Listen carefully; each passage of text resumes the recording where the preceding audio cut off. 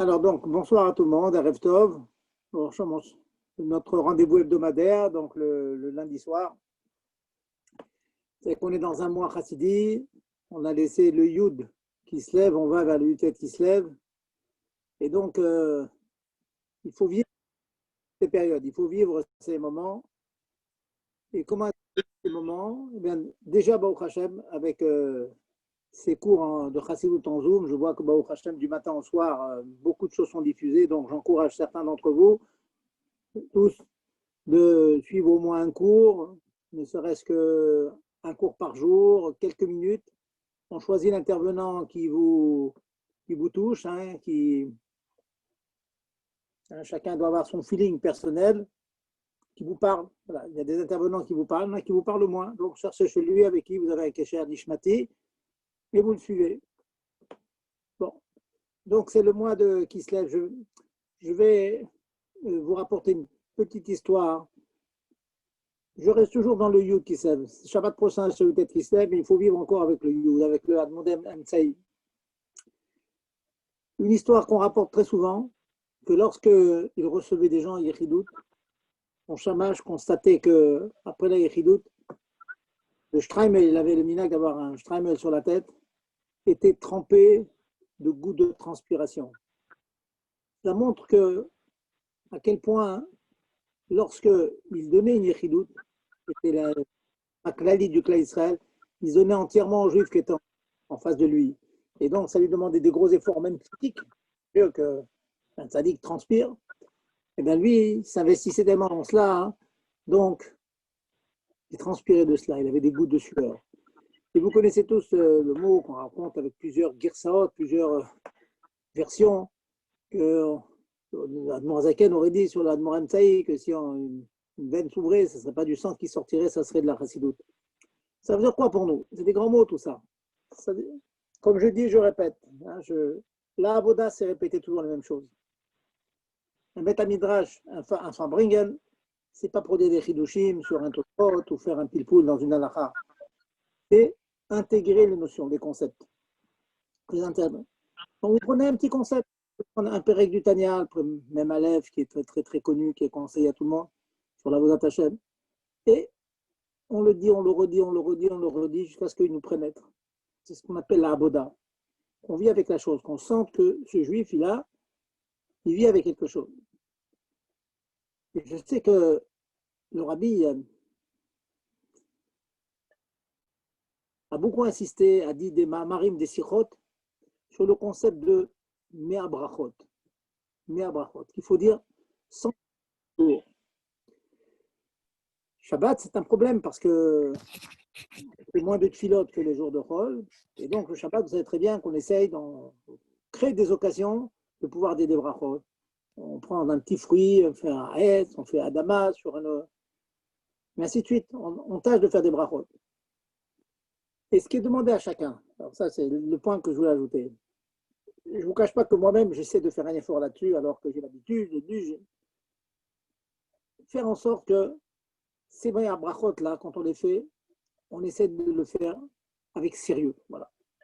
Je ne veux pas dire avec kavana, kavana ça veut dire beaucoup de choses, le zèle, la chaleur, le méret, juste avec sérieux. Je vais dire chez Akol, je vais dire à Asher Yatzar, je pense au mot que je suis en train de dire. On est allé faire ses besoins, comme on dit. C'est Rachav. Mekavim, Mekavim, Chalulim, Chalulim. Je dis des mots que je nous a fait de manière nifla, extraordinaire. Et s'il y avait quelques petits points qui ne marchaient pas, Écoute le Rav. C'est ça le point. Le point, c'est ça, vraiment, vraiment, je demande à chacun de faire cet effort. Que les mamans qui sont avec leurs enfants, ils disent aux enfants, écoute ce que tu dis. Tu es en train de faire une bracha, tu es en train de parler à Dieu, il est à côté de toi, il est content que tu aies une bracha. Alors, quand tu as demandé quelque chose à ta maman, tu veux un bonbon, tu veux un livre, tu veux quelque chose, tu lui dis poliment, tu dis gentiment, avec un petit sourire, c'est un peu chénine, comme on dit, un peu agréable. Quand tu es agréable, alors tu auras la réponse. Une bracha, c'est ça. Et c'est très dur. Je parle pour moi, je parle pour moi. C'est très dur. Très dur à chaque fois qu'on dit à chaque fois qu'on dit bon on est pressé toujours. On demande un petit gâteau, Déjà, on n'a pas fait moti parce que le Birkat Amazon, c'est trop long. Alors, on mange un petit gâteau, on fait la michia, les restos, on, disons le mot, on bâcle un petit peu la chose. Une petite aboda, Je vais pas en brachot comme ça. Dites 5, allez, un bon chiffre. 5 brachot dans la journée, on essaie de penser à ce qu'on dit. Et ça donne une achatroir. Dieu, il est content de ça. Pourquoi? Parce qu'il veut qu'on soit Oved. La vod autour. Être Oved Hashem, ça veut dire vivre avec. Vivre avec, être à côté. Quand on marche, on a Hashem avec nous. Il faut qu'on a Shen Shamaim, Shakur Befiv. Mais pas dire, certains, Idbar Hashemolad. On a plein de direct Shamaim. Idbar Hashemolad, Idbar Hashemolad. Sur chaque, à un moment, je lui dis, dis-moi, un mot comme ça, tu dis parce que automatique, comme certains disent, n'est-ce pas, en français, n'est-ce pas, n'est-ce pas, n'est-ce pas. Tu penses à ce que tu dis. Yidbarach Shmo Lahad, que soit sanctifié, béni son nom pour l'éternité. Ah, il m'a regardé, il m'a dit non, la vérité, non, ça me sort de la bouche comme ça. Vous voyez? C'est ce qu'on appelle la chigrin. Je n'incrimine personne. Ça, je dis des choses pshutot, des choses évidentes, mais faire un petit travail. C'est ça que le chassidoute veut de nous. Alors, vous allez me dire, le chassidoute, pourquoi la chassidoute? Le Moussard aussi demande ça. Tout le monde, c'est comme ça. La chassidoute nous habitue à être sentis à la proximité divine. On parle de Olamot, pas beaucoup de choses, pas toujours on comprend ce que l'on peut, mais quand on ressent la proximité de Dieu, alors on essaye de faire cet effort. On se lève de table, on fait sa petite bracha, on la fait bien. On ne la fait pas, je m'adresse aux dames des fois. Je vois, on ne va pas dire de nom, quelqu'un de la famille. Et faire la mirchia, en faisant la mirchia, on range les assiettes, on range les fourchettes. Mais non, on ne fait pas la mirchia en rangeant les fourchettes. Ou on rend les fourchettes, après on s'assoit et on fait la mirchia. Ou on fait la mirchia tranquillement, après on ramasse les fourchettes. Mais pas les deux, on n'a pas le droit de faire ça. Dans le Shulchan Aruch. Là, je reviens à ma fonction de rat. On dit au Shulchan Aruch, on ne fait pas autre chose que la bracha. Quand on fait bracha, on ne fait pas autre chose. On n'éteint pas la lumière, on ne met pas sa veste quand on fait la bracha, non. On met d'abord sa veste, après on se la bracha. Voilà. Et si on fait ce lien des mères brachot, alors c'est des mamarim très longs de Rabbi qui expliquent, à part le strout, on ne travaille pas pour le strout, pour le mérite, on sait qu'en le faisant, on aura du mérite. On ne fait pas ce qu'il faut le faire, c'est tout. Parce que c'est un attachement à Dieu. On peut faire autrement. Pourquoi tu fais ça? Parce que il faut le faire, c'est tout. On est des Abdé Hachem, mais le Eved, il est toujours proche de son maître. Il faut toujours faire plaisir à son maître. Et l'immense mérite qu'on a, l'immense mazal qu'on a, c'est que notre maître, il est content quand on fait un effort de faire une bracha. C'est pas beau ça? Je dis, c'est dommage. Alors maintenant, à cause de la maladie, à cause du corona, on a vu beaucoup de gens qui ont fait Teilim avec cœur, etc., que ça nous donne l'habitude que dans notre quotidien, on fait une bracha comme il faut. À l'occasion, je dirais, il faut penser, quand on dit le Shem Hashem, c'est Simanhe dans le Shulchan Aruch, il faut penser que lui, il a la force, il est fort, il est fort de faire tout ce qu'il veut dans le monde. Il y a des kavanotes. Il y a des kavanotes. Je ne parle pas des kavanotes maintenant. Je parle juste sérieux. Baruch ata Hashem, shehakol niyeh bidvaro. Que tout a été créé par sa parole. Et puis je bois mon verre d'eau. Boré Periaetz, qui crée le fruit de l'arbre. Vous voyez, ça fait 5 minutes que je parle. Je ne vous ai rien appris. Je n'ai rien dit. Tout le monde sait. Mais on est là pour répéter les choses que tout le monde sait. J'ai envie de vous dire, je l'ai déjà dit à une autre occasion, sur les 40 ou 45 volumes, je ne suis pas le nombre, qui ont été écrits par l'Oradi, tout est de Vadviot. Combien de fois il a répété les mêmes choses? Combien de fois? Il ne s'est jamais fatigué. Répéter les mêmes choses. Toujours du chizouk, toujours du chizouk. On a besoin de chizouk. Donc il faut nous répéter. Et en vous le disant à vous, je prends moi-même des kochot. Et on partage nos efforts. Et que ce soit accepté par Hachem, comme une odeur agréable pour Dieu. Et les mérites qu'on a, une petite bracha, j'allais dire de rien du tout, comme on dit en français, mais ce n'est pas de rien du tout, c'est énorme, c'est atomique. Une petite bracha, ça fait plaisir à Hachem, on pense à ce qu'on dit. On ne range pas la table, on ne fait pas autre chose.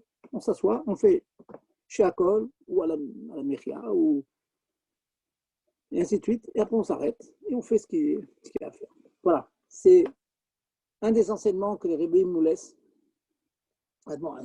Quand je vous décris des madrigotes comme le Admour Taï qui transpirait quand il recevait quelqu'un. Ça nous touche, mais ce n'est pas notre monde. On sent que c'est des grands tzadikim inaccessibles pour nous inaccessibles. C'est des niveaux qu'on ne peut pas accéder. On peut, en théorie, on peut. Il ne faut jamais dire on ne peut pas. On pourrait accéder. Mais bon. Par contre, faire un petit effort, ça me parle. Je peux le faire. Je suis shayach à ça. Je peux le faire.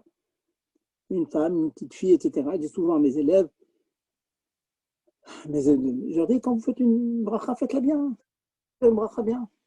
Souvent, on pose des questions microscopiques, si on a oublié telle chose, comment dire. Au-delà de tous ces détails, ces dikdouk et mitzvot, déjà mettez un petit peu de chaleur dans ce qu'on fait. Très dur, mais le jeu en veut la chandelle. Il faut sérieux. Kavana, j'ai peur du mot kavana. Mais sérieux, je comprends. Je suis sérieux. Je suis un homme sérieux. Je connais des femmes sérieuses.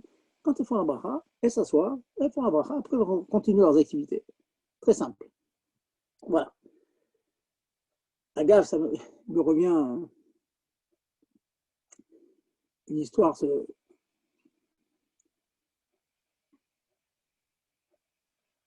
a été rapportée par le Rav Groner.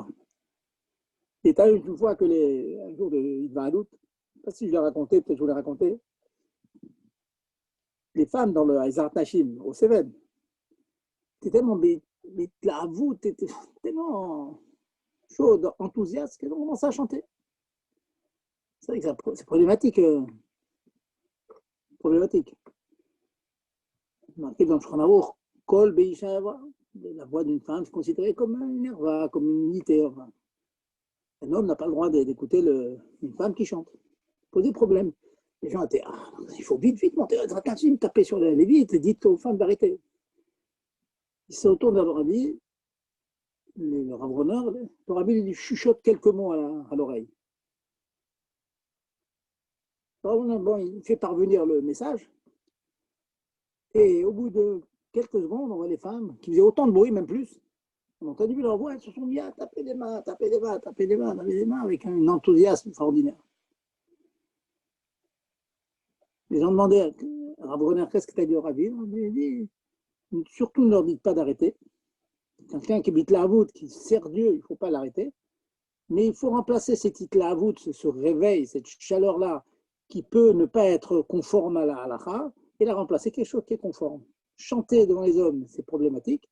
Donc, leur demander, et quand, bien sûr, le shaliach a dit aux femmes, leur a bien demandé de taper des mains, imaginez, ils ont explosé, ils ont tapé des mains, ils ont arrêté de chanter. Voilà.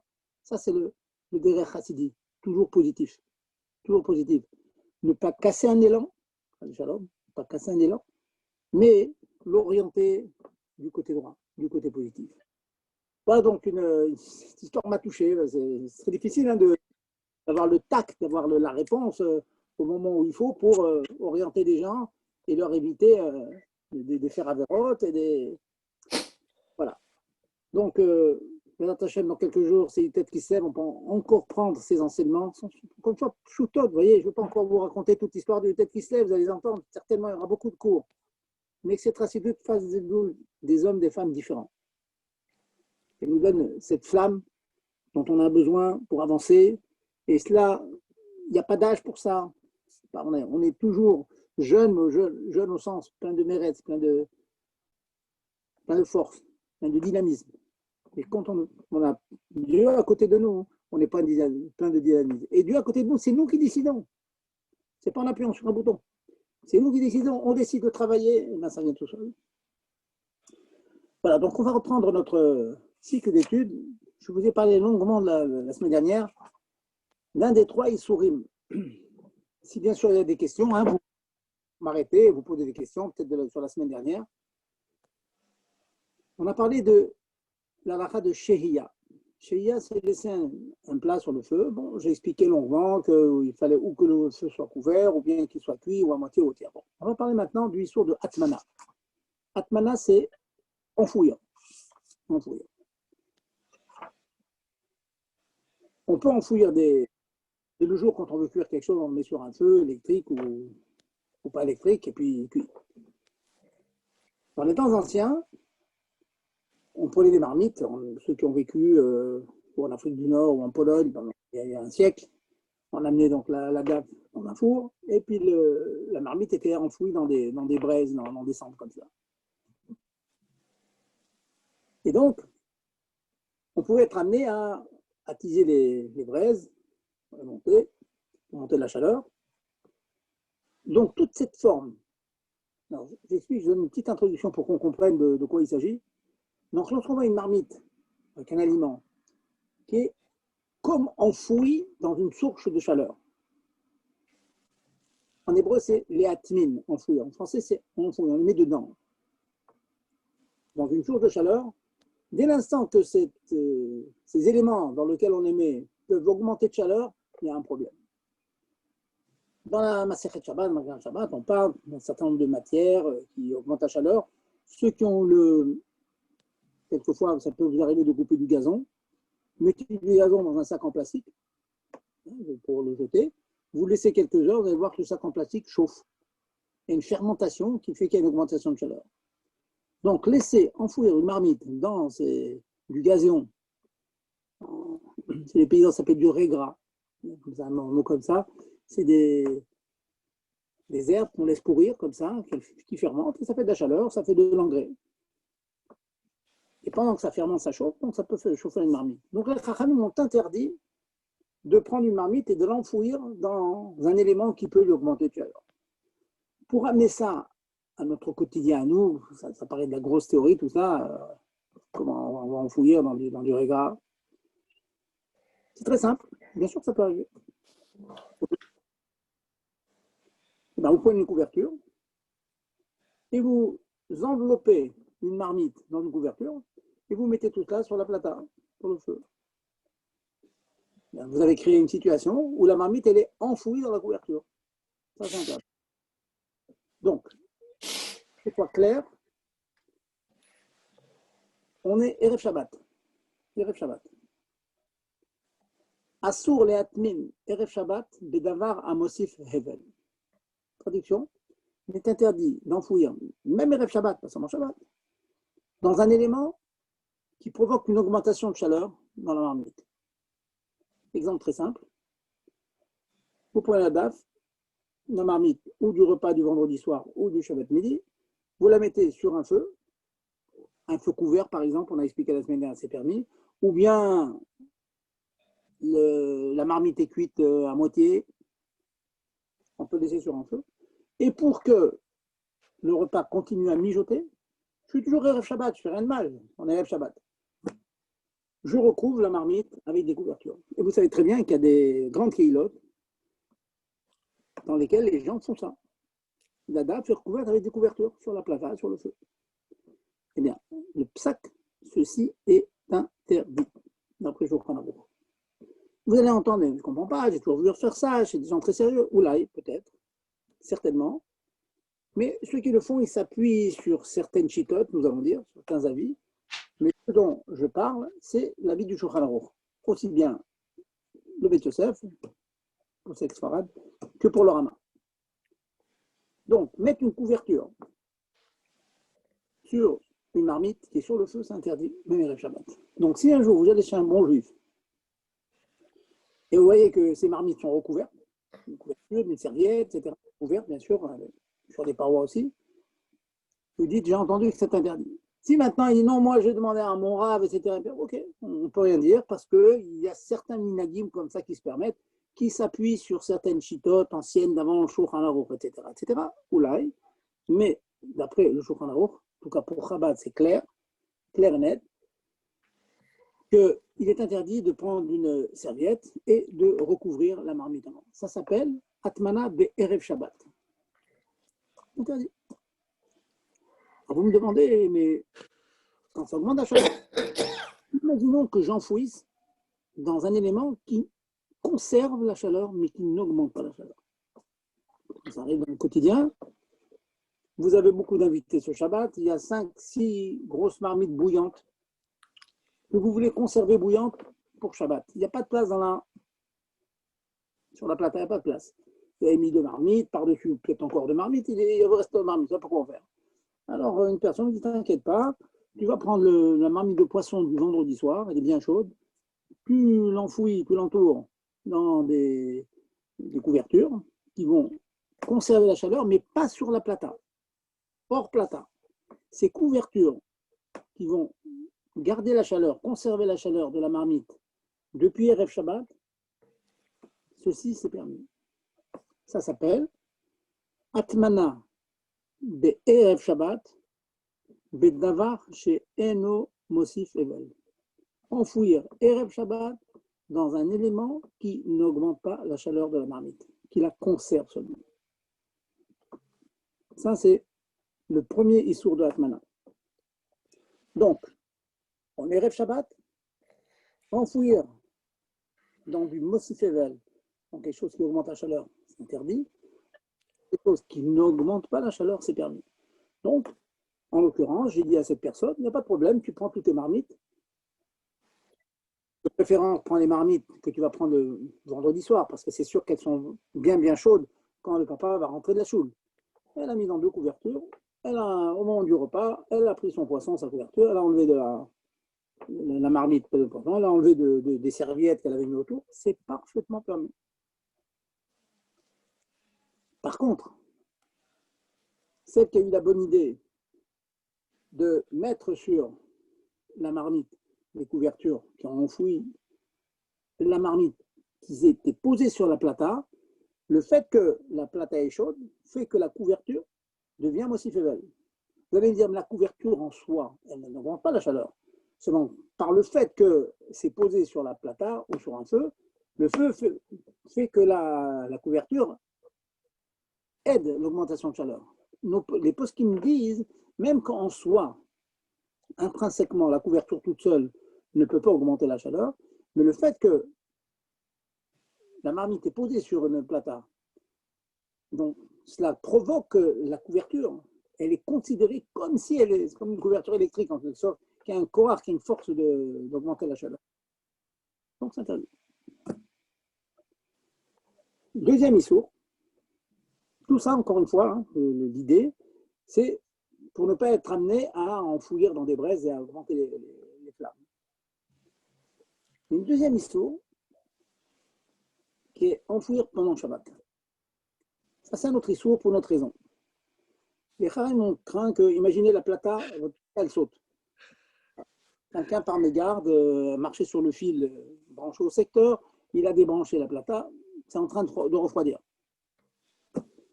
Alors quelqu'un dit, qu'elle s'en tienne, prenez vite les marmites, mettez-les dans des couvertures bien chaudes, ça va rester plein chaud jusqu'à l'heure du repas. Puisque c'est pendant Shabbat, c'est interdit. Atmana, Beshabbat, Assou, Afilou Bedavar, chez Eno Mosif Hevel. Faire une atmana, enfouir pendant Shabbat, interdit, même dans quelque chose qui n'augmente pas la chaleur. Une couverture toute seule qui n'est pas sur la plata, ça n'augmente pas la chaleur, ça conserve. Là, c'est interdit. C'est vraiment problématique. Vous allez me dire, il n'y a aucune solution. On va avoir des solutions tout à l'heure. Mais en tout cas, sachez qu'avoir le bon réflexe de prendre une marmite qui était sur la plata et qui est en train de refroidir parce que la plata ne marche plus, parce que une raison quelconque, ou bien, par exemple, on l'a enlevé du feu, on l'a mis sur la table. On n'a pas obéi, répondu aux conditions de pouvoir remettre, de faire khazara, de remettre la marmite sur le feu, donc on voudrait conserver la chaleur. Bonne idée de le mettre dans une couverture. Pendant Shabbat, c'est interdit. On peut faire Atmana. Atmana sur le Shabbat. Donc, vous voyez, ça réduit considérablement la possibilité de faire Atmana. Cependant, je reste donc.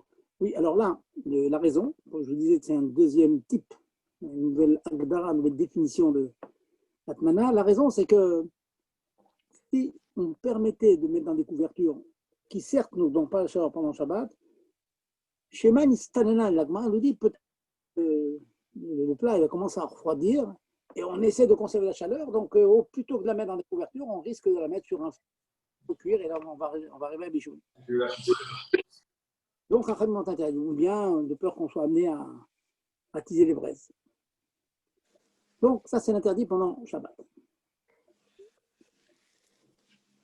Je vais répéter ça encore en une phrase, hein, je fais de plusieurs fois que ce soit clair pour tous, et ensuite on va voir s'il y a des solutions quand même pour dans certains cas.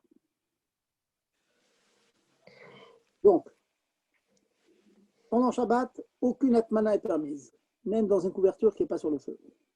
Erev Shabbat, il y a eu une permission si vous enfouissez dans quelque chose qui n'augmente pas de chaleur, dans une couverture hors plata. Mais sur la plata, dans la couverture, c'est interdit. Maintenant, y a-t-il des solutions? Oui, il y a des solutions. Atmana dans Keli Sheni, si on a versé le contenu de la casserole dans un Keli, donc là, la température a commencé à baisser, et on voudrait conserver la chaleur. Du fait que c'est été mis dans un Keli Sheni, le khashash, la crainte qu'on soit amené à mettre dans des braises est beaucoup plus restreinte. Parce qu'on l'a déjà mis dans Keli Sheni, on a fait déjà un acte de refroidissement, donc on ne craint plus qu'il soit amené à tisonner. Conséquence de cela, je suis là dans les poskim, c'est le thermos. Vous faites des gros thermos à la maison, vous dites voilà, et la plaque s'est arrêtée, je voudrais conserver, je voudrais prendre le poisson ou la viande, j'ai de gros thermos à la maison, je vais les mettre dedans. Thermos, c'est quoi? C'est un kéli, et à l'extérieur, c'est un deuxième kéli. Ça ressemble à une atmana. Il y en a d'ailleurs qui sont faits à l'intérieur d'un kéli, à l'extérieur, une espèce de petite peau comme ça épaisse. Donc c'est vraiment moutman, vraiment enfoui dedans. Ça, c'est permis. Donc, en deux mots, vous pouvez prendre le mets qui est sur la plata et que maintenant vous l'avez enlevé de la plata ou que la plata se soit arrêtée, on peut conserver la chaleur dans un thermos. Pourquoi? Tout simplement parce que on considère que le kéli intérieur, plusieurs raisons, je vous en donne une. On considère que le kéli intérieur, c'est kéli chéni déjà. Dès qu'on verre dedans, c'est sûr qu'il y a une déperdition de chaleur, même que le thermos conserve, mais il y a de toute façon déperdition par rapport à la kedera, à la casserole qui était sur le feu. Et donc, lui, c'est kéli chéni, et donc même qu'il est finalement entouré par une peau, par un deuxième kéli, le second kéli qu'il y a dans le thermos, c'est comme Atmana dans le kéli chéni. Bon. Il y a d'autres raisons, finalement, bien qu'il y ait deux couches, deux épaisseurs dans le thermos, finalement, c'est un seul kéli, donc ce n'est pas du tout Atmana, c'est un kéli, c'est tout simplement. La partie extérieure, c'est une deuxième paroi pour un kéli, donc c'est tout. C'est quand même bien pratique. Alors,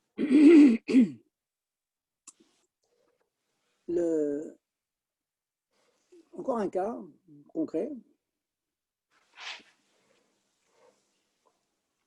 Je vous ai dit que Atmana est interdit. Maintenant, quel sera le din si je fais ce qu'on appelle Atmana bemiktat? Atmana à moitié. Si la marmite n'est pas recouverte de manière simple,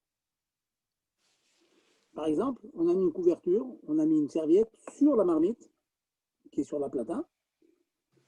La serviette tombait un petit peu sur les rebords de la marmite, mais on va dire une grosse partie, le rove des parois ne sont pas recouverts par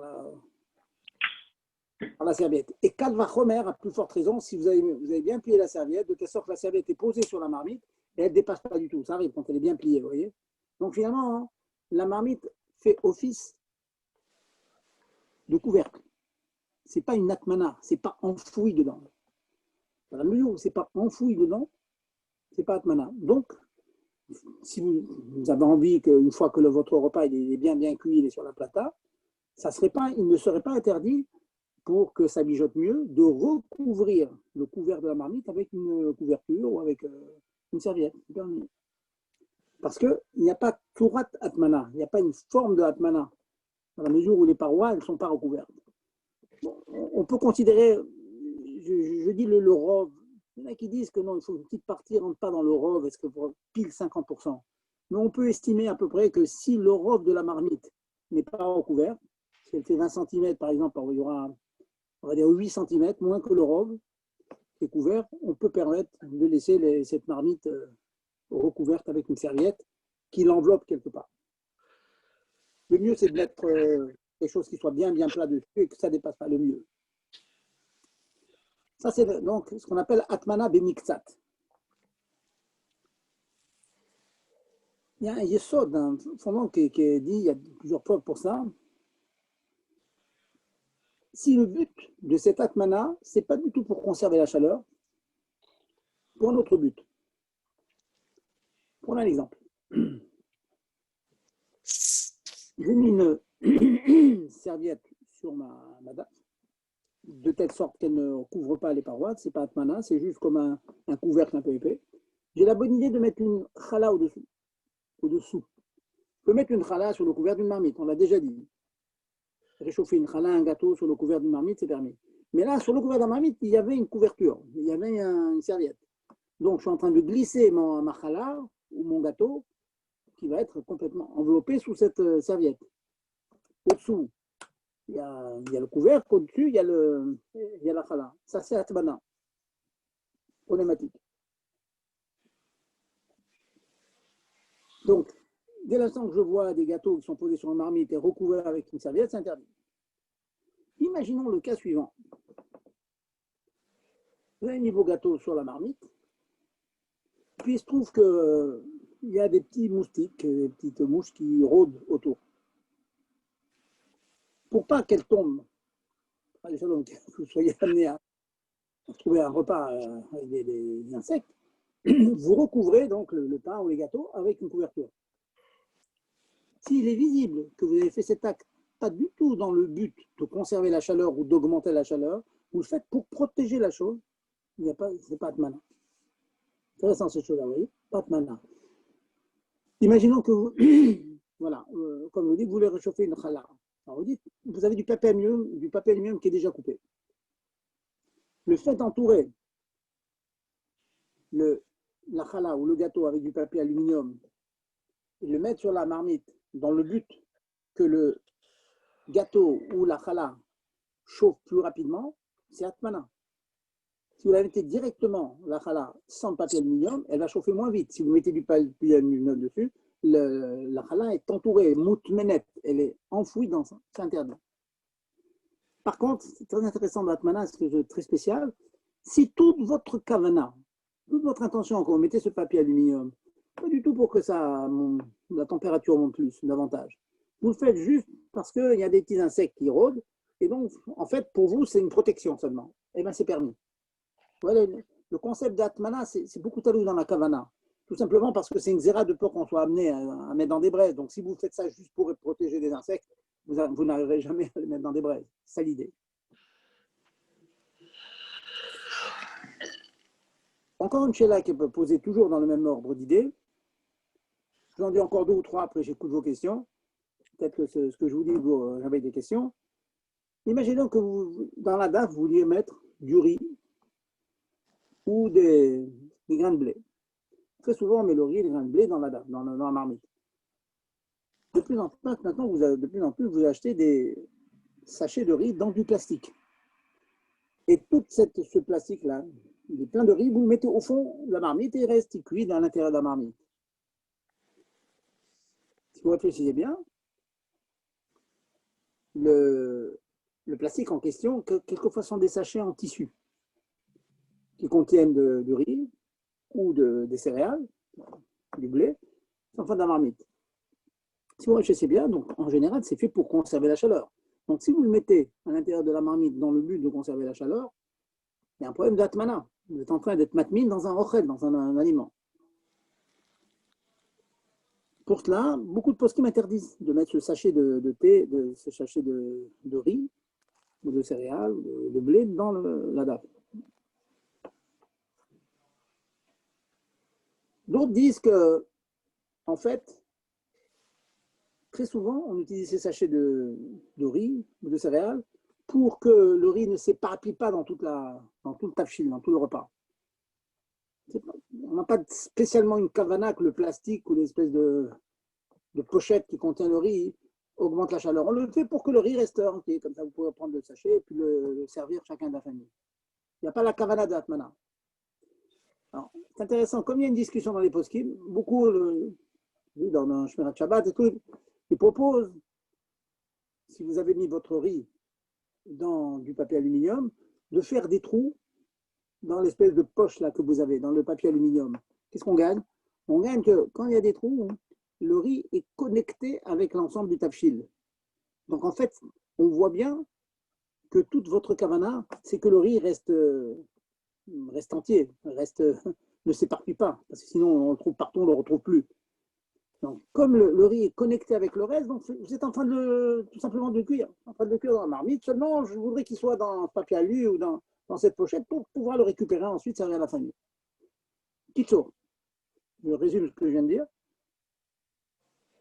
Si vous êtes amené à mettre dans un repas donc un aliment entouré par du papier aluminium, tâchez de faire en sorte que votre kavana ne soit pas pour augmenter la chaleur. Par exemple, si vous mettez 2 couches de papier aluminium, c'est en général pour que la chaleur soit bien conservée. Mais si vous le faites stam pour que la chose ne s'éparpille pas, c'est permis. En fait, il y a des grandes finesses. Un gâteau, si je trouve un gâteau ou bien un challah entouré avec du papier alu sur une marmite, est-ce qu'il y a un problème ou pas? Intéressant. Beaucoup de poskénisent comme ça. Une couche de papier alu, on peut, mais pas 2. C'est quoi le sechel? C'est quoi la logique? Parce que si on en met une seule couche, très certainement, c'est pour le protéger, pour pas qu'il soit comme ça à l'air libre. Mais si on en met 2, c'est sûr que la deuxième, c'est pour conserver la chaleur. Là, c'est atmana. Vous voyez, ces petites nuances, mais c'est intéressant de les connaître. La kavana, elle compte beaucoup dans ces halachot. Bon, avant de continuer, y a-t-il des questions? Allez-y, j'écoute vos questions maintenant.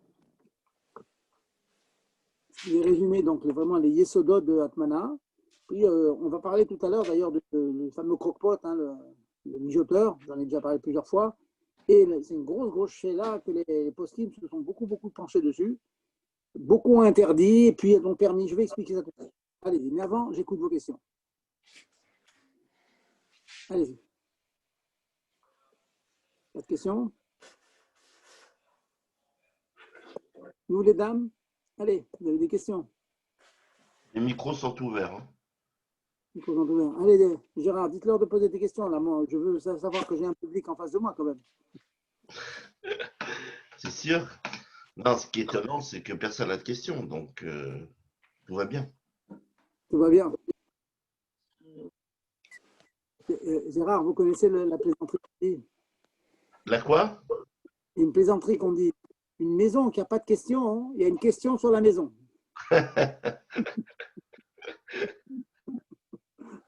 Oui, s'il vous plaît. Allez-y, madame, je vous écoute. Oui, voilà, bonsoir.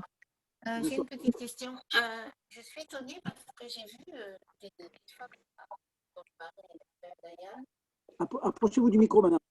Voilà, je le fais, ouais. Je ne sais pas pourquoi je parle fort là. Une femme, je l'ai vue mettre des serviettes éponges à sécher sur le kumkum pendant Shabbat. Tu as le droit de faire ça? Elle a mis sur le kumkum quoi, à sécher? Des serviettes éponges. J'entends pas, excusez-moi. Des serviettes. Une serviette. Elle a mis juste pour la kavana de sécher seulement. Oui. Voilà, d'après le yesod, d'après le fondement que j'ai expliqué tout à l'heure, que si vraiment on voit, c'est Nika, que toute sa kavana, c'est pour sécher la chose, il n'y a pas l'issur de Atmana. Maintenant, Atmana, il n'y a pas. Mais si vraiment elle a mis sur le kumkum pour sécher alors que la serviette en question, le chiffon en question était mouillé, vous rentrez dans un autre problème, c'est que, imaginez que vous ayez des habits mouillés comme ça arrive dans la salle de bain, vous avez une serviette, on n'a pas le droit de le mettre sur un étendage qui est à côté des radiateurs. C'est ça. On va chauffer l'humidité qui est dans la serviette. Mais si maintenant, elle voulait par exemple, la serviette était sèche, mais elle l'a mis sur le kumkum pour qu'elle soit chaude, parce qu'elle est frileuse, elle voulait s'en servir comme bouillotte, en quelque sorte, ça serait moutard. Mais en tout cas, pour répondre précisément à votre question, il n'y a pas Issur Atmana, toute la kavana, ce n'était pas de conserver la chaleur de l'eau dans le kumkum. Par contre, faites attention à ne pas sécher une beyadaïm, comme ça, avec une source de chaleur, un vêtement qui est mouillé. J'ai une question, s'il vous plaît. Il y a longtemps, j'ai appris à la route de Atmana et j'ai l'impression que le Rav, à l'époque, il avait dit qu'il y a une différence, comment on couvre la marmite, si c'est pour le vendredi ou pour le Shabbat. Et ça, je ne me rappelle pas exactement ce qu'il a dit. Est-ce que vous voyez de quoi je parlais? Il avait dit, je pense que le vendredi, si on met un grand couvercle et que que le couvercle il dépasse la casserole et qu'on met la serviette dessus, je ne sais plus. Et il avait dit que le lendemain, il ne fallait pas couvrir les parois. C'est-à-dire, je ne sais pas exactement, je crois qu'il y avait une différence comment on doit couvrir la casserole. Est-ce que vous voyez de quoi je veux parler? Je vais vous dire certaines choses. Je pense que ça va à peu près couvrir ce que vous dites. Alors, je vous ai dit tout à l'heure que si on recouvre la marmite, mais sur une petite partie seulement, pas une grosse partie, c'est pas atmana, parce que ça sert de couvercle.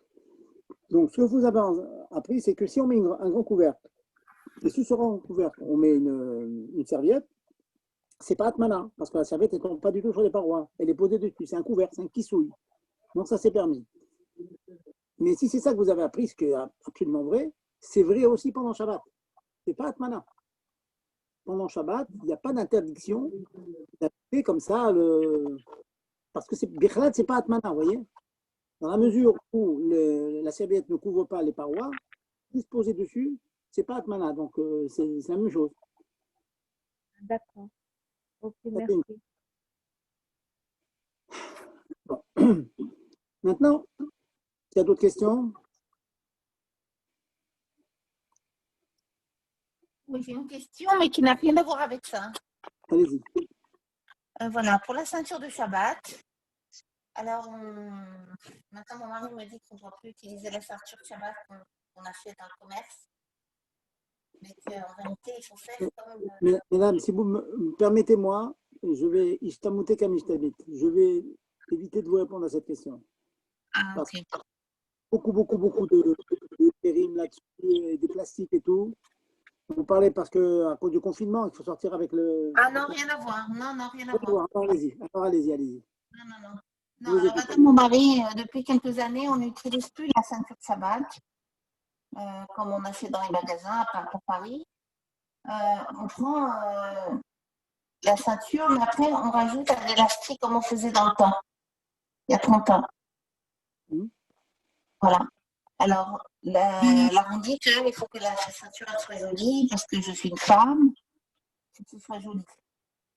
Pour que ce soit permis d'utiliser cette ceinture, il faut qu'elle soit jolie. Mais alors, moi, je me dis que même si cette ceinture, elle a des perles, le fait qu'il y ait ensuite des élastiques et une boucle en métal, ça fait très, très moche. Alors, je ne vois pas l'intérêt. Malheureusement, je vous entends très mal. Je n'ai pas de la Je ne sais pas pourquoi. Ouais. Vous allez rapprocher le micro. Allez-y, répétez votre question. Malheureusement, la main est chargée. Allez-y. Répétez. Alors, oui. Alors, voilà, je vais essayer de crier alors. Voilà. On n'a pas le droit, d'après mon mari, on n'a pas le droit de prendre la ceinture de Shabbat qu'on achète dans le commerce. Ok. Alors, je prends une ceinture que j'achète dans le commerce avec des perles et je retire les crochets que l'on achète actuellement et je remplace ça par de l'élastique que je couds, comme on faisait il y a 30 ans. Mais normalement, la loi, elle dit que pour une femme, il faut que ce soit joli pour faire comme si c'était une vraie ceinture. Mais là, je ne vois pas du tout que ça fait joli.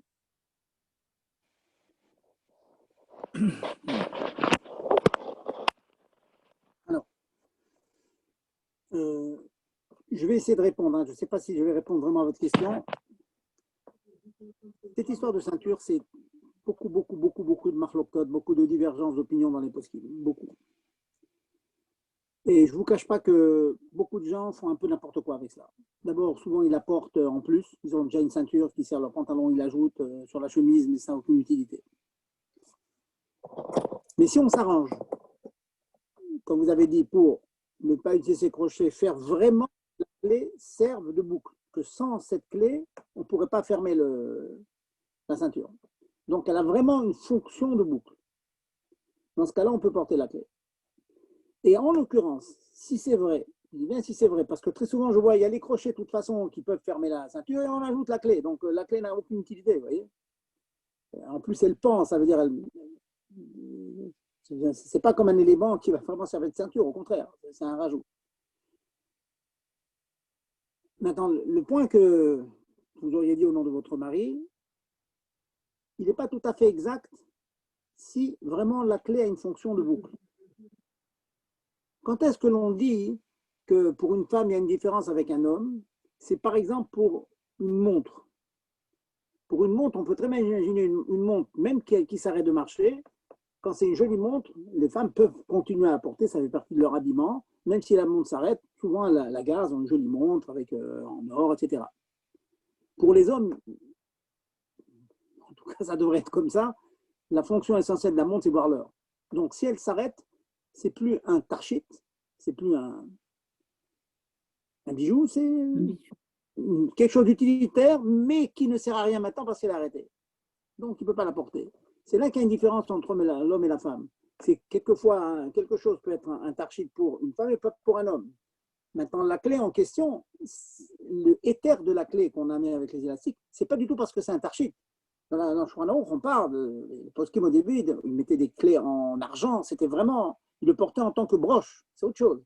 Là, ce que l'on porte, c'est pas du tout en tant que tarchit, en tant que bijou, on le porte en tant que vraiment boucle de la ceinture. Alors, si c'est vraiment la boucle de la ceinture, il n'y a aucune différence entre l'homme et la femme, c'est la boucle de la ceinture. On peut discuter, est-ce que vraiment cette ceinture, elle sert pour une femme?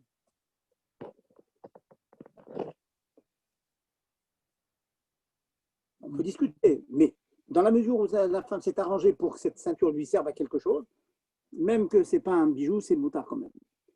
Bon, je vais arrêter sur ce sujet parce que vraiment, c'est un sujet qui demande un shiur bifnatzmo en soi et qui amène beaucoup de discussions, beaucoup aussi. Je connais beaucoup de gens qui ne portent jamais de clé avec classique.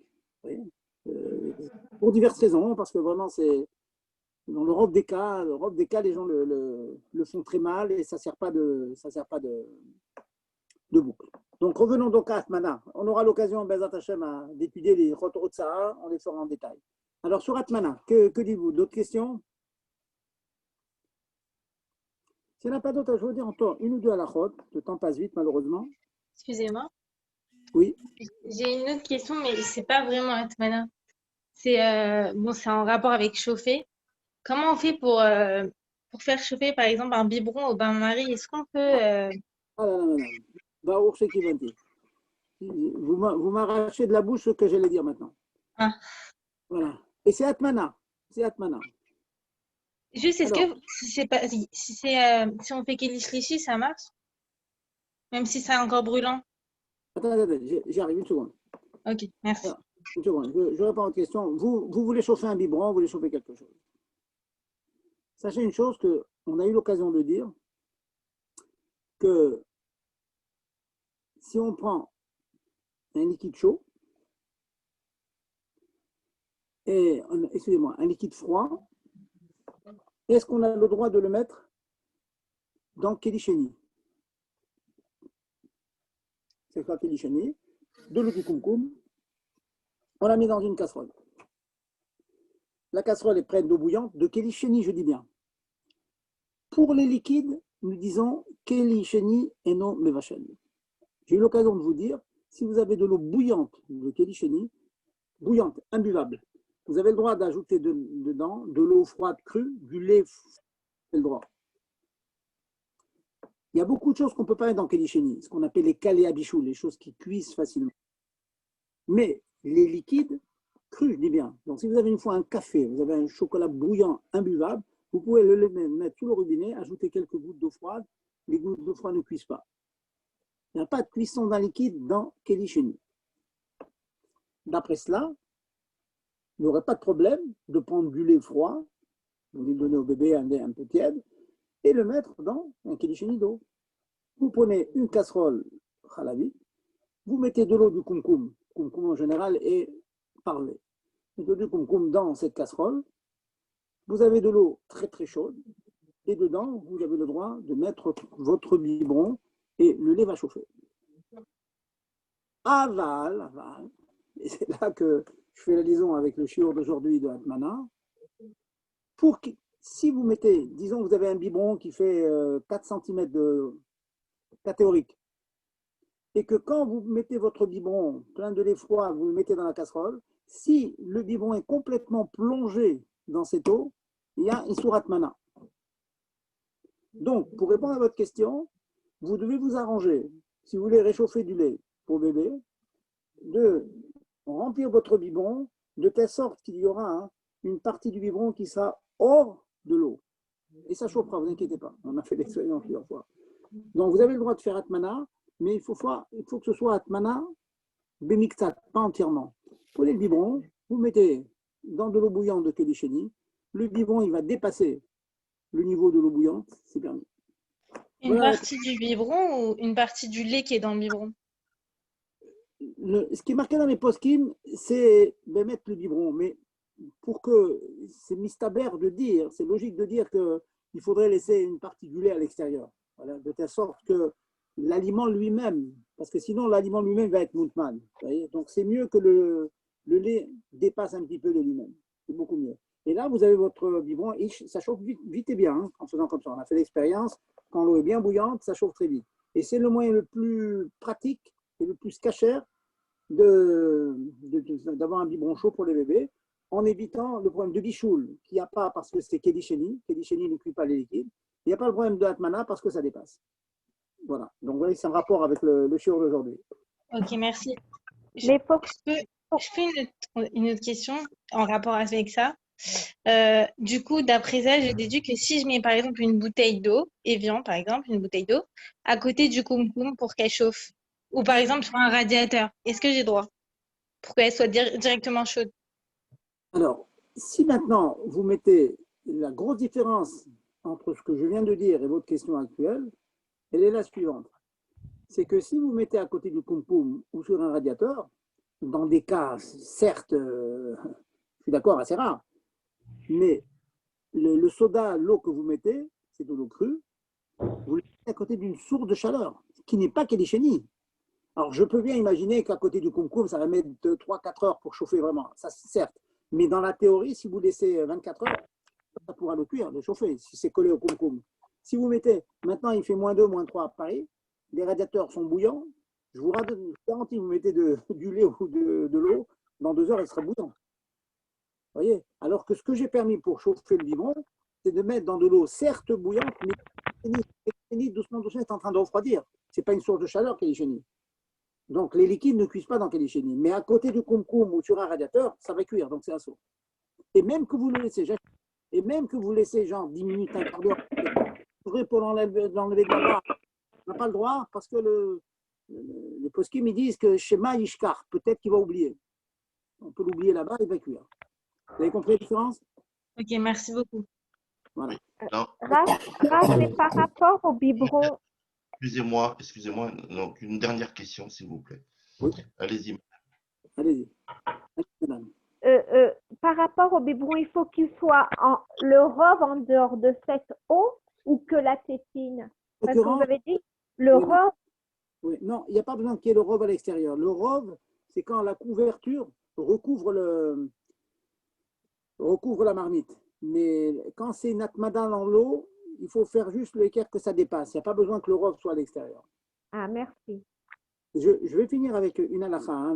Gérard, il va être mochel, que je prends une minute encore. Le fameux croque-pot, le fameux mijoteur, hein, j'ai expliqué déjà la semaine dernière, donc c'est une espèce de support électrique dans lequel on glisse une marmite. Dans les années 80, les grands poskim, le Rabbi Orbach l'avait interdit ça. Après, Khazarbo, après, il a changé. Pourquoi? Parce que lorsqu'on enfouissait la marmite dedans, donc c'était complètement entouré par les résistances, donc c'était enfoui par le deuxième kéli. Alors la solution qu'on avait trouvée à l'époque, c'était que on mettait des billes, des pierres à l'intérieur, ce qui fait que le kéli qu'on glissait dans le support électrique était surélevé et donc ne touchait pas le kéli extérieur. Or, l'interdiction de Hatmana, c'est quand la couverture, elle touche. Il faut que ça touche l'aliment ou le kéli. Si ça ne touche pas, il n'y a pas Hatmana. Par exemple, mettre une marmite dans un four, je ne rentre pas dans les problèmes qu'il peut y avoir de mettre dans un four. On peut parler que bichou, le khazara, je ne parle pas de ça. Je parle juste d'une d'Hatmana. Mettre quelque chose dans un four, ce n'est pas interdit. Pourquoi? Parce que la marmite ne touche jamais les parois du four. Or, Atmana, par définition, c'est enfouir, ça veut dire être entouré par des braises, entouré par une couverture. Mais si maintenant la couverture elle reste à 2 cm de la marmite, ça ne sera pas interdit. Vous voyez? Donc, En l'occurrence, on surélevait imaginez un petit peu, vous avez un verre dans l'autre comme ça, et au fond du verre qui est au-dessous, on met une pierre. Donc le deuxième, il est suspendu. Comme il est suspendu, il ne touche pas les parois de celui qui est à l'extérieur. C'est comme ça qu'on a trouvé une solution. Bon, après des années, les poskim, ils ont été matières. Ils ont dit qu'il n'y a pas sur Atmana dans le cockpit, parce que finalement, c'est un kéli dans un kéli. D'abord, il y a toujours une petite distance entre les deux, il y a toujours un petit vide, un petit abir. Et deuxièmement, c'est la manière de cuire. C'est comme un kéli dans un autre kéli. C'est pas vraiment un atmana. C'est comme ça qu'on cuit. On cuit comme ça, donc c'est pas atmana. Donc ça veut dire bekitsour. Si vous vous rappelez ce qu'on a vu la semaine dernière, si vous voulez utiliser donc ce croque-pot pour faire votre daf, c'est très bon, très délicieux. Eh bien, vous mettez juste une couche de papier aluminium sur les résistances, hein, ou bien qui entoure la marmite où il y a la daf, de telle sorte que ça sera un feu garouf et katoum, un feu couvert, auquel cas vous pouvez mettre votre daf là-bas sans problème, servir, même remettre. Dans la mesure où le feu est couvert, on peut remettre. Et ça, j'en parlais la semaine prochaine, puisqu'on a fait donc la semaine dernière les choses de Sheia. Cette semaine, c'est Atmana. Revenir une de Chazara, que vous connaissez certes, mais avec beaucoup plus de détails. Et je reviendrai aussi sur certains points de Atmana, sur les conditions, les 5 conditions minimales qu'il faut pour pouvoir remettre une marmite sur la plata en cas où on l'aurait enlevé. Ouais. Et quels sont les cas où, même si on l'a enlevé par mégarde, on pourrait quand même le remettre. On verra ça la semaine prochaine. Donc, je vous souhaite un Erev Tov encore, un bon Yutet Kislev, Bessimcha Utolevav, comme un chassid qui est Bessimcha, qui fait des. Amen. Chazak Baor, Rav Zavu. Donc, continuez comme ça, Gérard Barchem, mettez comme ça l'Achat, tous les Nyanim, et de l'Achat et de Chassidut dans le cœur de chaque juif, et que Bezat Hashem, on aille reconstruire le Beth Amikdash. Amen. Je vous fais confidence que je ferai le Sioum avec vous. J'étais tellement dans les liens de Géoula Mashiach, je me suis mis à étudier la Gemara Zvachim. Waouh, t'imagines pas, Gérard, ce que c'est. Et des corbanotes, des corbanotes et des corbanotes. Il faut faire un cours là-dessus. Hein. Ah, mais des milliers de détails. Comme on parle maintenant d'Atman, des milliers de détails dans le corban. Vous ne pouvez pas vous imaginer la complexité. On vous attend, on va faire une conférence spéciale. Sur ça, et Dieu va être obligé d'amener Mashiach pour que ce soit concret. Votre date et votre heure sera la mienne. Il n'y a pas de problème. Allez, Kotou. Bonne soirée.